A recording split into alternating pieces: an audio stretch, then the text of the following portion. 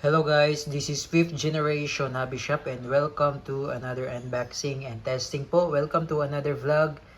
Shoutout po natin Sir Roger. Okay, so ngayon meron tayo ditong SBR. This is the SBR by DPMS Panther Arms. Yan, airgun rifle po. CO2 powered or powered by CO2. Bali, ang hangin niya po ay CO2, ito po yung kanyang propellant. So, ang gamit po natin ay pop dyno. So, bali itong isang CO2 po is good for 60 shots more or less. So, bali dalawang CO2 po yung nilalagay po sa magazine. Ayan, bali dalawa po yan. Ayan. Tapos, yung bala niya po ay steel BBs or bolitas. So, ito po yung bolitas po na 4.5mm. So, ito po yung ating magnet. Ayan, dumidikit po yan sa magnet. So, ang bala niya po ay bolitas. Ayan, bolitas po yan. Ayan, ayan, yan po yung 4.5mm na bolitas. Ayan po. Yan po yung kanyang bala. Okay, so ulitin ko po. Ayan po ang kanyang bala, 4.5. Ito naman po yung kanyang hangin or propellant. Ito po yung tinatawag natin na CO2 cartridge na 12G. Disposable po ito. Okay, so ito po yung unit.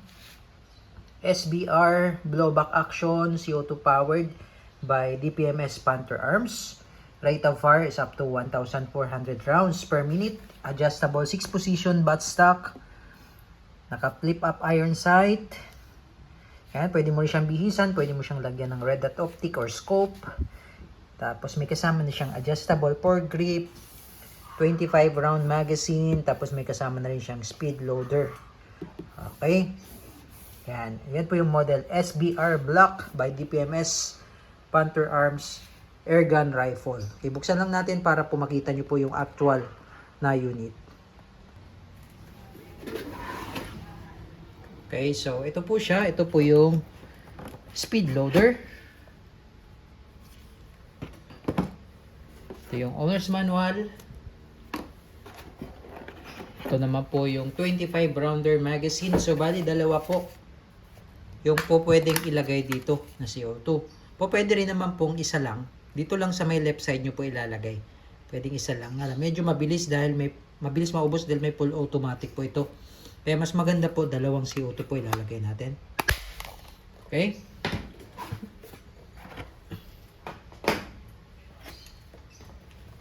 Ayan po yung unit. Ito yung foregrip na na-adjust. Pwede nyo siyang i-adjust. Depende sa inyong preference. Ito naman po yung flip-up iron sight. Ayan, adjustable po yung front sight. Sa rear sight, adjustable. Yung sa front sight, adjustable din. Ayan, yung sa front sight. Okay? Tapos, ayan, napi-flip siya. Napi-flip. Ayan, so po pwede rin kayo mag-add additional or mag-add ng ibang accessories. Pwede kayo maglagay ng red dot or scope, flashlight. Ayan. Kasi meron siyang real interface system. Tapos ito, adjustable yung butt niya up to 6 position. Ayan, pupush nyo lang to para mag-adjust. Ayan. Tapos blowback po siya. So pag kinasan nyo, nag-open po yan. Ayan. Ayan. Ito naman po yung kanyang selector.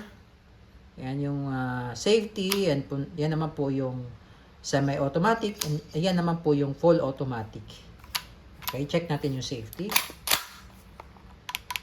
Okay, working. Yan. So, nababaklas din to katulad sa mga real steel po, 1.1 scale. Nababaklas din siya.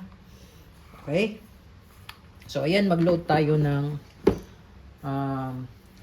CO2 sa magazine.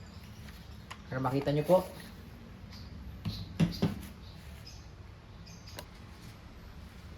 Okay, so every time na maglo-load po tayo ng CO2, lalagyan lang po natin ng counting oil, silicone oil, every time po na maglo-load tayo ng CO2. Okay. So, ito sa may una po, may naka-indicate po na first. So, ibig sabihin, ito po na naka-indicate first. Sabihin, dito sa may left side po tayo maglalagay muna.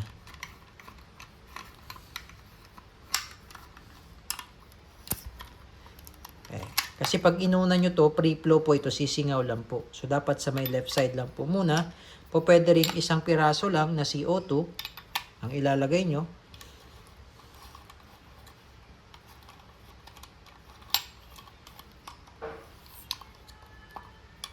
Yan. Tapos itong allen, dito nyo lang ilalagay yan. Tapos itatakip nyo lang po ito. Yan. Tapos ang paglo-load naman ng bala, ito, sasagad nyo lang. May lock po yan, may stopper po yan dyan. So ito gagamit po tayo ng Black Widow by Hickler & Coach 4.5mm steel ball. So bali ilalaglag nyo lang siya dito. Dito nyo lang ilalagay yan. Ito. So pwede kayong gumamit ng BB loader. Sa BB loader naman, yan, lalagyan ito ng bala. Pag nilagyan nyo ng bala, tapos ganyan lang, push lang ng push. Yan, pasok yung bala dyan.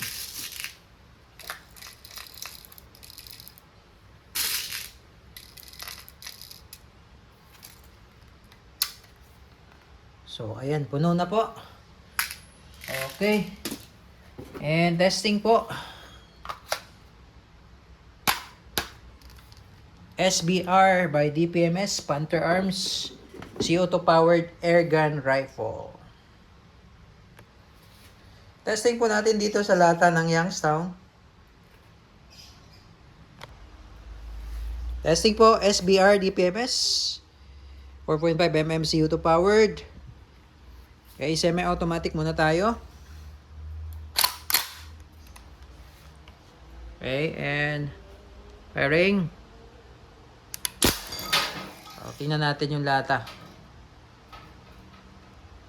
Okay, 3 meters away from the target. Butas.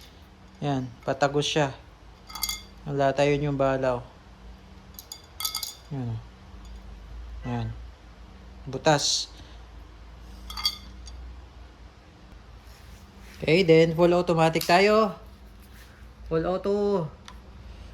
Firing. Baliktad yung lata, oh.